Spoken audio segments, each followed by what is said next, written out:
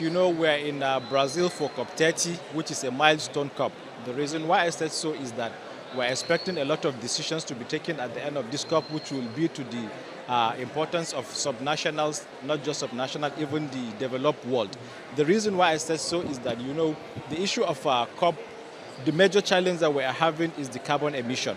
This carbon emission, Africa and other parts of the developing worlds are emitting less than 5% of this emission.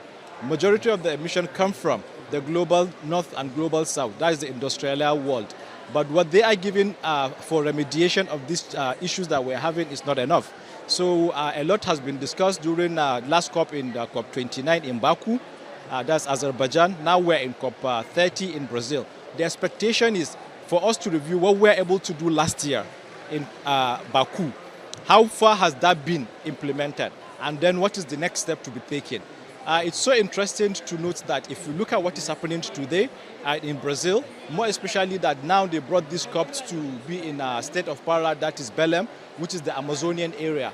At the end of the day, we are hoping to see a brighter one, less of the protocols being reduced, more especially for accessing the carbon credit funds and other funds that we were going to use for the mitigation and adaptation of climate issues, more especially in Nigeria and Kaduna State as a subnational. Well, the implementation, like I said, is what we are requesting now. And that is what the bargaining power that most of the developed worlds are coming with. Like I've said, it's timely. After it being timely, it is the right thing, because now coming down to the Amazonian for COP30, it is time for action. No more of the boardroom noise anymore. What we require now is for the global community to come together, more especially the industrialized world, to reduce the protocol in accessing climate finances, so that at the end of the day, the poor countries that are being affected by this can now use those finances for mitigation and adaptation actions that will make the environment to be cleaner for everybody.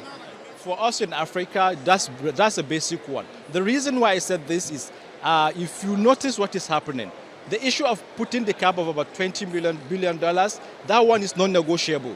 It can go higher, but it cannot go less than $20 billion. The reason is because you know how diverse Africa is. And now coming down to our country, Nigeria, you know how diverse Nigeria is. The country is doing so well. The reason why I say so, the NCCC has done a lot of things that will help us to ensure that we access these funds. For instance, the NDC 3.0 that was just launched. All what is required now is for us to go back and ensure that the implementation framework is set for the subnational and other to key in, so that these finances will be made easier to access. All what we are saying, the call we are making is to ensure that we have now less of noise and more of action. COP30 should be a COP of action. So the expectation from all of us at the end of this COP is to ensure that we have an actionable work plan that will be for the global reduction in climate challenges.